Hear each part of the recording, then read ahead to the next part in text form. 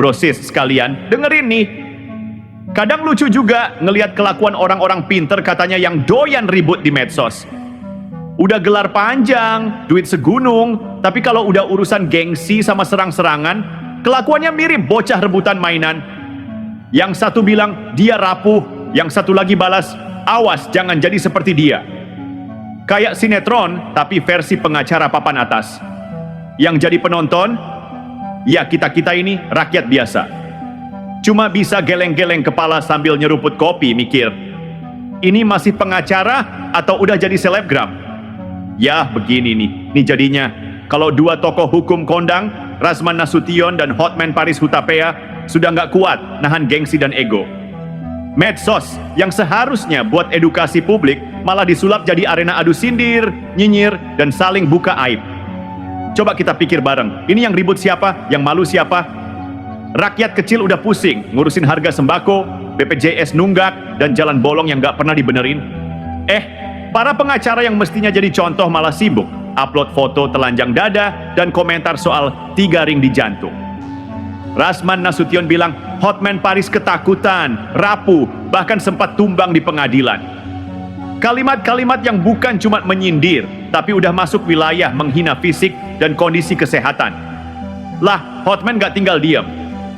Balas juga, ngomong kalau Razman adalah contoh buruk, jangan ditiru, dan bawa-bawa soal sanksi organisasi hukum.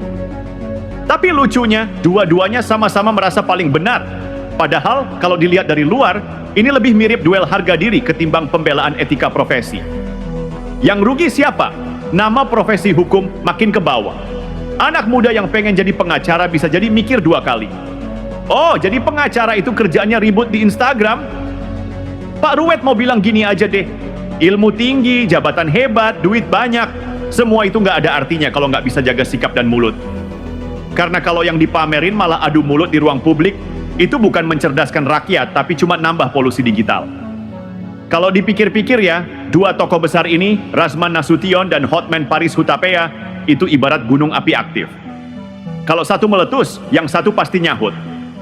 Bedanya ini bukan lava, tapi serangan ego lewat caption Instagram dan komentar menyindir. Sekarang coba kita tengok isi serangannya. Razman sampai unggah foto buram Hotman Paris tanpa baju, terus bikin caption, doa atau mikir atau takut mati. Waduh, ini udah nggak lucu. Ini udah masuk wilayah menghina sisi kemanusiaan seseorang yang lagi sakit. Bahkan dia singgung soal 3 ring di jantung. Apa nggak mikir bro? Kita semua bakal tua, bakal lemah, bakal sakit.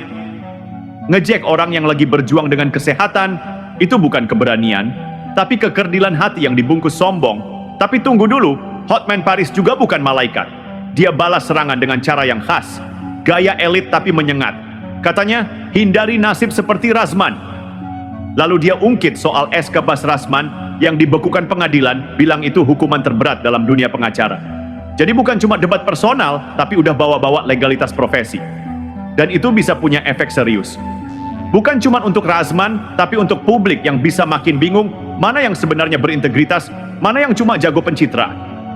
Yang makin miris adalah dua-duanya berlatar belakang hukum. Mereka ini tahu aturan main. Tapi kenapa malah mainnya di kandang publik yang bebas tafsir? Kenapa nggak saling gugat di pengadilan aja kalau memang ada yang dianggap fitnah? Jangan sampai rakyat kecil yang tiap hari cuma bisa beli kuota selembar, disuguhin drama pengacara macam begini terus. Yang satu merasa paling kaya, yang satu merasa paling benar. Tapi lupa satu hal, semakin tinggi pohon, anginnya makin kencang. Kalau goyah, bisa roboh sekalian.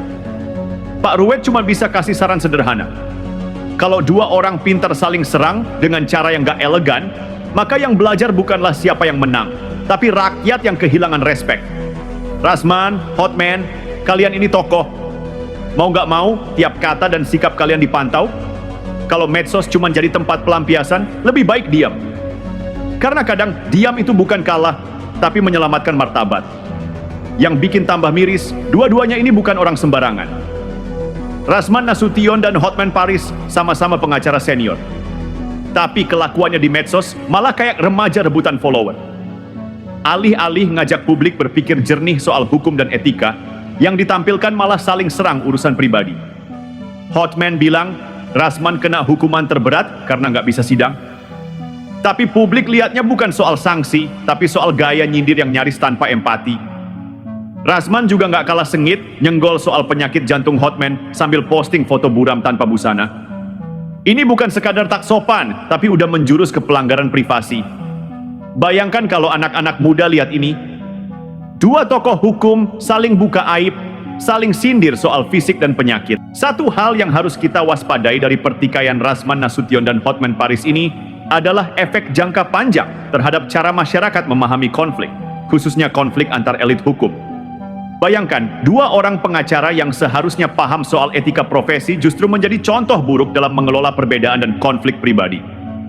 Kalau mereka yang berlatar hukum saja tidak menunjukkan kontrol diri dan kebesaran jiwa, bagaimana rakyat kecil bisa percaya bahwa hukum masih soal keadilan dan akal sehat? Rasman memang punya hak untuk membela diri, tapi ketika ia mulai menyeret penyakit lawan, menyebut soal kematian, dan menyisipkan sindiran dengan bahasa setengah rohani, setengah nyinyir, itu bukan kritik, itu manipulasi rasa simpati. Dan ketika seorang tokoh publik memakai agama untuk memperkuat nyinyiran pribadi, kita patut waspada. Itu bukan akhlak, itu bungkus, isinya dendam. Sementara Hotman Paris, alih-alih menunjukkan kelasnya sebagai pengacara 30M, malah terjebak dalam balas sindir murahan. Pakai istilah seperti hindari nasib seperti Rasman, bukan cuma kasar, tapi itu merendahkan hidup orang lain secara terang-terangan.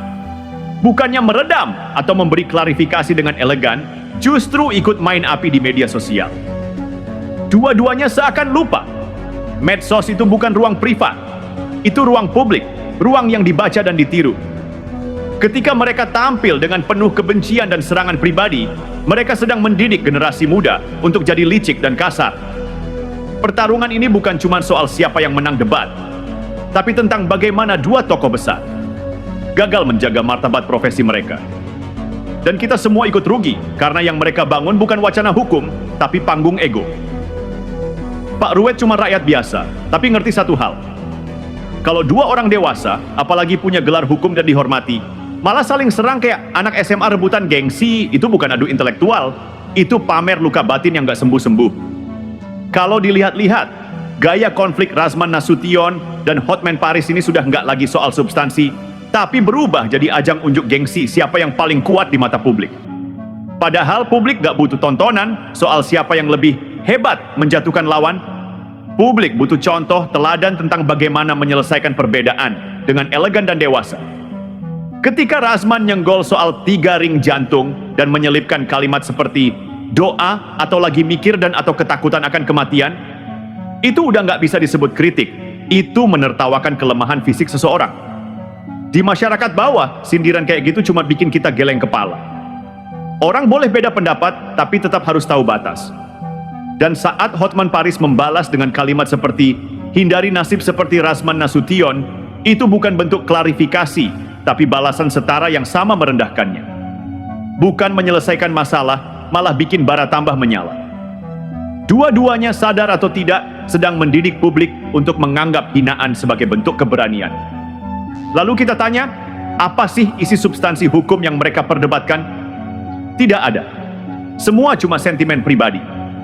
Padahal publik ingin tahu mana yang benar menurut hukum, bukan mana yang lebih banyak followers atau lebih jago menyindir. Dalam situasi ini rakyat biasa yang seperti Pak Ruet justru jadi prihatin. Kenapa konflik yang mestinya bisa diselesaikan dengan etika profesi malah dibawa ke ruang publik dengan gaya saling telanjangi aib pribadi? Ini bukan sekadar soal etika personal, tapi juga soal integritas profesi. Kalau dua tokoh publik seperti Rasman dan Hotman gagal menunjukkan kedewasaan, maka penghormatan terhadap profesi pengacara bisa runtuh di mata rakyat. Bukan karena hukum salah, tapi karena oknumnya terlalu egois, menjadikan konflik pribadi sebagai panggung pertunjukan. Dan yang paling disayangkan, media sosial jadi tempat adu sakit dan adu kalah menang, bukan ruang edukasi. Padahal, medsos bisa dipakai untuk mengedukasi publik soal hukum, membela yang tertindas, atau menjelaskan aturan yang sering rakyat nggak paham. Tapi dua tokoh ini memilih bermain drama di atas luka sendiri. Di balik keributan ini, yang paling dirugikan adalah masyarakat awam. Rasman Nasution dan Hotman Paris seolah lupa bahwa mereka bukan sekadar individu, tapi simbol dari dunia hukum.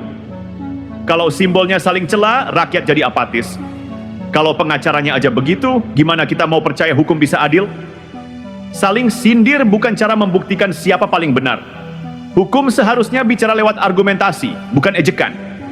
Tapi yang ditampilkan sekarang lebih mirip sinetron perebutan spotlight ketimbang perdebatan ilmiah. Pak Ruwet cuma rakyat pinggiran, gak punya gelar panjang, tapi tahu betul. Kehormatan itu bukan dari siapa yang paling keras ngomong, tapi siapa yang paling bisa nahan diri.